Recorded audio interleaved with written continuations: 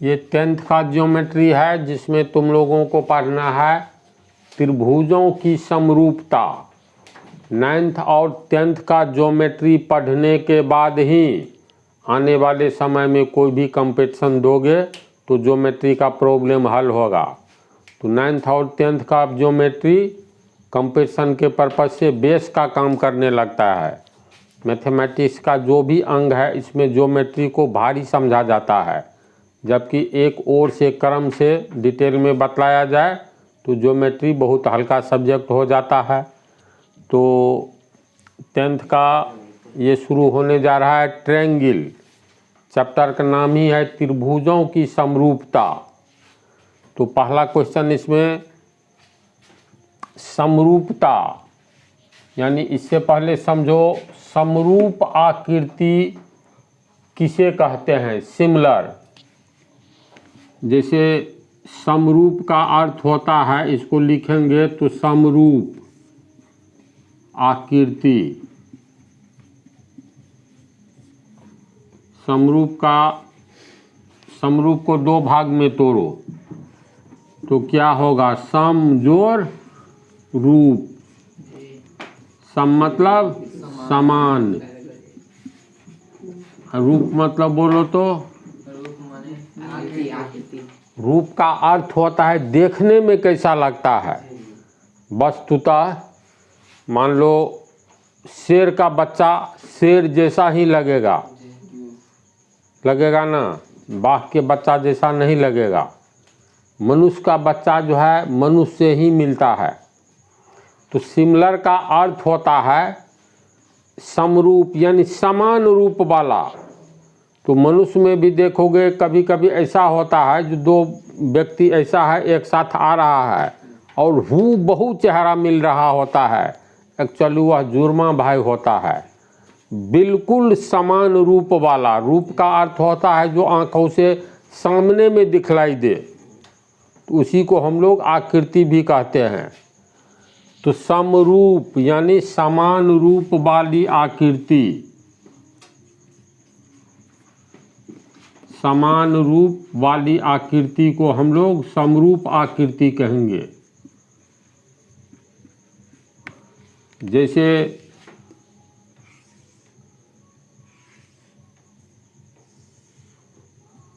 ये ABC एक ऐसा त्रिभुज है जिसकी प्रत्येक भुजा बराबर है।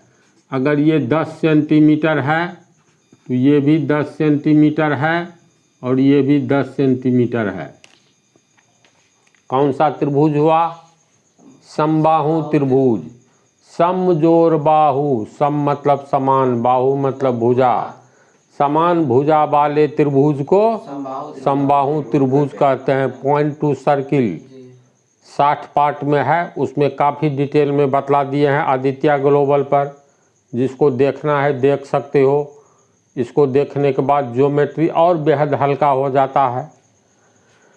तो ये समबाहु त्रिभुज हुआ। समबाहु त्रिभुज का प्रत्येक कोण समान होता है। अगर एक कोण होगा अल्फा तो दूसरा भी अल्फा, तीसरा भी अल्फा।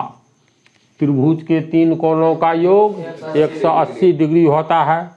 तो इसका मतलब अल्फा जोड़ अल्फा जोड़ अल्फा, अल्फा जोड़ अल्फा जोड़ अल्फा बराबर 180 डिग्री। तो बेस ऑफ अलजेब्रा में तुम लोग को इक्वेशन तक बतला दिए हैं। अगर बेस ऑफ अलजेब्रा नहीं जो देखेगा कभी जीवन में मैथ नहीं बना पाएगा। आदित्य ग्लोबल पर यह भी अपलोड है। इसको देखे बगैर, बेस ऑफ अलजेब्रा को समझे बगैर गणित को बनाना मुश्किल ही नहीं महा मुश्किल है। और जिसका भी मैथ कमज़ोर होता है वस्तुतः base of algebra, point two circle ये दोनों टॉपिक नहीं आ रहा होता है। ये आदित्य ग्लोबल पर दोनों अपलोड है, तो इसको देख लो। तो अल्फ़ा को 1 2 3 बार जोड़ेंगे तो 3 अल्फ़ा बराबर 180 डिग्री। इसीलिए अल्फ़ा बराबर 180 डिग्री बटा 3 कट करके कितना हुआ 60। तो इसलिए अल्फ़ा बराबर 60 डिग्री। यानी ये प्रत्येक कोण अल्फ़ा है तो 60 डिग्री है। तो समबाहु त्रिभुज उसे कहते हैं जिसकी तीनों भुजाएं समान होती है, या समबाहु त्रिभुज उसे कहते हैं जिसका तीनों कोण समान होता है, या समबाहु त्रिभुज उसे कहते हैं जिसका प्रत्येक कोण 60 डिग्री होता है। तो मान लो एक हम समबाहु त्रिभुज का उदाहरण लिए। अब हूबहू ऐसी ही आकृति अगर हम लोग बनाते हैं, अब छोटा सा समबाहु त्रिभुज बनाएंगे, भुजा चाहे मान लो इसका 4 सेंटीमीटर है, तो इसका भी 4 सेंटीमीटर है, इसका भी 4 सेंटीमीटर है, लेकिन प्रत्येक कोण 60 डिग्री होगा। तो ये दोनों अगर इसको हम PQR मान ले, तो ध्यान से देखोगे ये दोनों समरूप यानी समान रूप वाला है। यहीं पर एक अलग से समकोण त्रिभुज बना लेंगे। मान लो ये इसका एक कोण 90 डिग्री है, तो समकोण त्रिभुज हो गया। ध्यान से देखो तो ये एक जैसा रूप वाला बुझा रहा है, लेकिन ये और ये एक जैसा रूप वाला नहीं बुझा रहा है, यानी समरूप आकृति, समान रूप वाला आकृति। दूसरा उदाहरण मतलब प्रत्येक समबाहु त्रिभुज चाहे छोटा बनाओ या कितना भी विशाल बनाओ, एक जैसा रूप वाला तुमको लगेगा। अब फिर यहीं पर अगर हम लोग बना ले एक समबाहु त्रिभुज, एक ठो बना लो तो समद्विबाहु त्रिभुज, दोनों अलग अलग हो गया ना। तो एक समद्विबाहु त्रिभुज बनाओगे तो इसमें सिर्फ 2 भुजा बराबर होगा।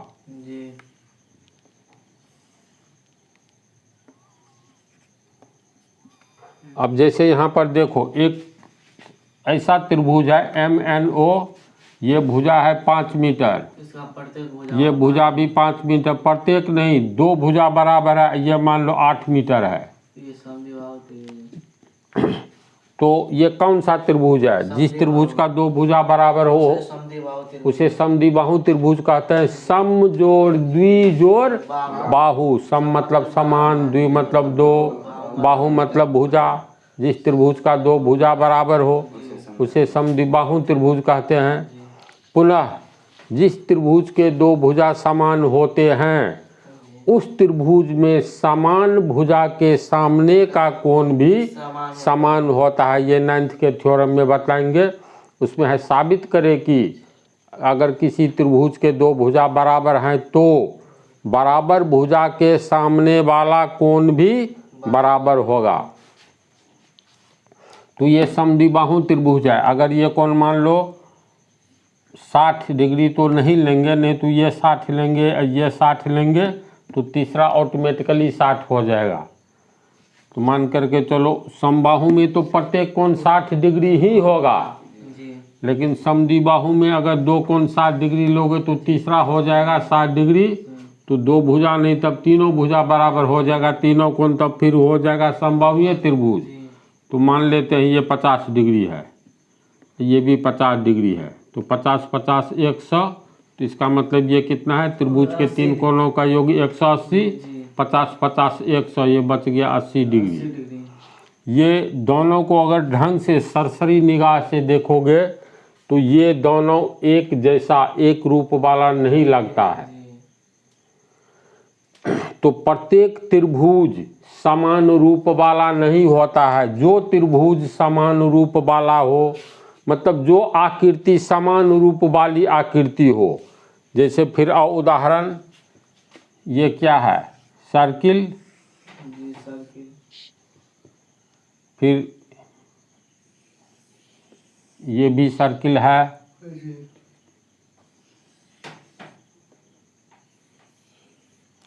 यहाँ पर देखो 4 सर्किल है। इसका ये सर्किल मतलब वृत्त, ये इसका केंद्र A, इसका B, इसका C, इसका D, चारों का अलग अलग त्रिज्याएं हैं, यानी छोटा बड़ा करके है, लेकिन ऐसा लगता है दोनों एक रूप जैसा है। ये एकदम पूरा वृत्ताकार है, तो ये भी वृत्ताकार है लेकिन छोटा है, देखने में समान रूप वाली आकृति लग रही है। ये भी मतलब चारों को मिलाओ समान रूप वाली आकृति लग रही है। इसका मतलब प्रत्येक वृत्त समान रूप वाली आकृति अर्थात समरूप होता है।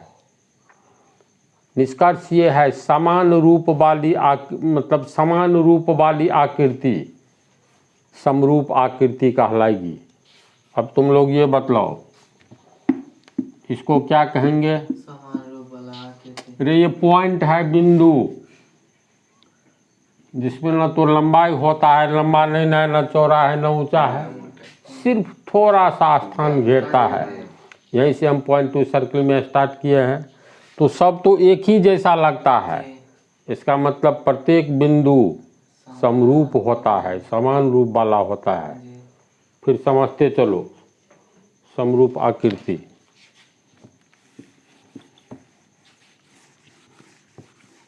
बिंदु से आगे क्या पढ़े हो? रेखा पढ़े हो ना। रेखा में भी दो तरह का स्ट्रेट लाइन और मतलब सरल रेखा और वक्र रेखा होता है। तो चलो तुम लोग बतलाओ ये समान रूप वाली अर्थात समरूप आकृति है। एक हुआ AB सरल रेखा, ये हुआ DC सरल रेखा, ये वक्र रेखा है, ये सरल रेखा है। देखो तो रूप मिल रहा है? नहीं मिल रहा है। नहीं मिल रहा है। फिर देखो अलग से एक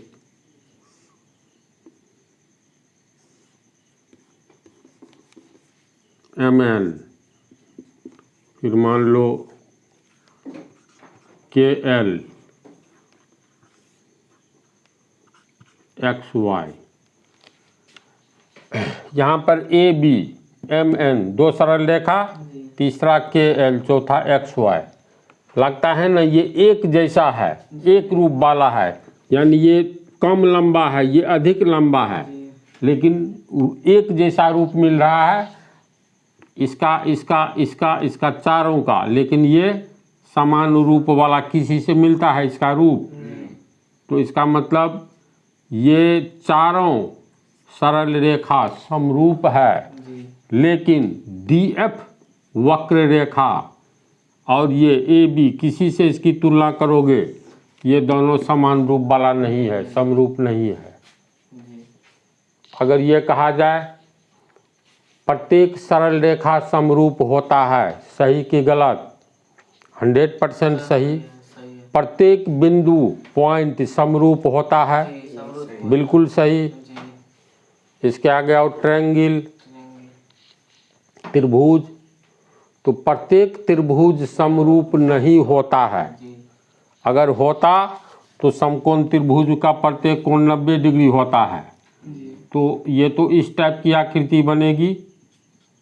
ABC एक समकोण त्रिभुज है जिसका एक कोण 90 डिग्री होगा ही।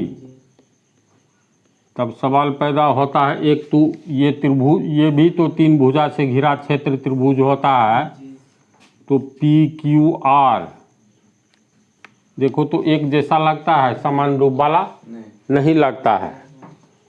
लेकिन इसी में एक भीतर से मान लो छोटा सा समकोण त्रिभुज बना देते हैं।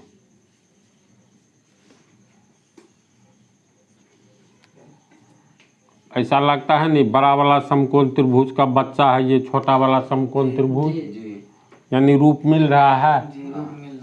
तो हम लोग इसका कुछ नाम PQR रख दो तो कहेंगे समकोण त्रिभुज ABC एवं समकोण त्रिभुज PQR समरूप त्रिभुज है, क्योंकि इसका रूप मिल रहा है। रूप का मतलब आकृति, देखने में जैसा सामने में लगे वही उसकी आकृति कहलाएगी।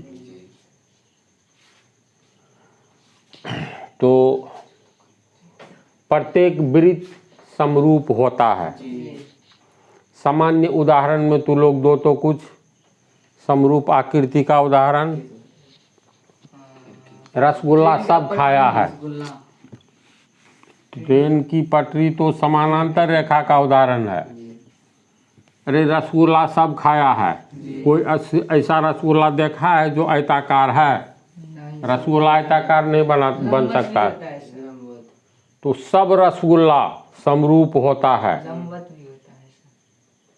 और उदाहरण लो, एक रसगुल्ला एक बर्फी लेंगे तो दोनों को समरूप आकृति बोलेंगे? नहीं बोलेंगे। सामान्य जीवन में फिर देखोगे, चाय दुकान पर जाओगे तो एक ही टाइप का गिलास रहता है, चाहे वह शीशे का हो या ये आजकल नहीं आता है, हाँ प्लास्टिक वाला। तो तमाम ये गिलास, चाय का गिलास एक जैसा देखने में लगता है, एक जैसा रूप वाला लगता है, एक जैसी आकृति वाली लगती है, इसीलिए सभी गिलास को समरूप आकृति कहेंगे या समरूप गिलास कहेंगे। बहुत सारा उदाहरण है। ये बोर्ड आयताकार है, कल्पना करो इसमें से एक आयताकार काट लिया जाए तो वो भी इस बड़ा बोर्ड के जैसा लगेगा, आयताकार समरूप आकृति लगेगा। प्रत्येक वर्ग समरूप होता है, लेकिन प्रत्येक आयत समरूप नहीं होता है। तो रेक्टेंगल मतलब आयत, स्क्वायर मतलब वर्ग, तो कोई भी वर्ग लोगे वो समरूप ही होगा। ये सब आगे में चैप्टर में बताएंगे, वैसे भी सोचने वाली बात है। वर्ग का प्रत्येक कोण 90 डिग्री और प्रत्येक भुजा बराबर, तो छोटा वर्ग बनाओ या बड़ा, इतना तय है प्रत्येक भुजा बराबर होगा।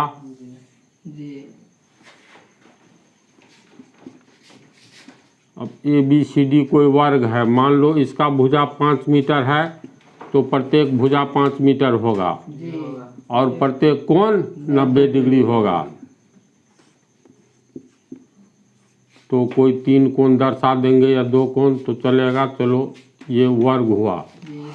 अब एक तो जितना मीटर का भुजा लेना हो, मान लेते हैं हम 3 मीटर का ही भुजा लेते हैं, तो प्रत्येक भुजा 3 मीटर होगा, तो 3m 3 मीटर इस वर्ग की भुजा है। इसके बाद प्रत्येक कोण 90 डिग्री है, तो बतलाओ तो चित्र को ही ध्यान से देख करके देखो तो लग रहा है ये PQRS दोनों वर्ग एक जैसा रूप वाला लग रहा है, बिल्कुल लग रहा है। तो दोनों मतलब जितना भी वर्ग बनाओगे अंततः तमाम वर्ग समरूप हो जाता है। समरूप होने के लिए कुछ टर्म्स एंड कंडीशंस है जो कि आगे वाला पार्ट में तुम लोग को बतलाएंगे। फिलहाल समरूप आकृति हमको लगता है हो गया, लेकिन प्रत्येक आयत रेक्टेंगल समरूप नहीं होता है, क्योंकि लंबाई चौड़ाई में भिन्नता होगी। तो ये सब ऑब्जेक्टिव में लिखाएंगे। तो मेरे विचार से समरूप आकृति तू लोग समझ गया। तो अब नेक्स्ट पार्ट में आगे बतलाएंगे। जैसे तुम लोग ये पढ़े हो ट्रायंगल का पार्ट 1, तो तुम लोग को ये नोट बाद में मिल जाएगा। ट्रायंगल का सब कुछ लिखा हुआ है, फेयर किया हुआ है। तो पार्ट 1 हम बतलाए हैं, इसके बाद पार्ट 2 में जो नोट में है पूरे सिलेबस को ध्यान में रखते हुए काफ़ी डिटेल में पहले हम थ्योरी तैयार किए हैं और इसके बाद एक्सरसाइज। और इस चैनल पर नहीं समझने की कोई ऐसी बात ही नहीं होगी। एक बार ट्राई करके तो देखो, लाइफ बन जाएगा मैथमेटिक्स में।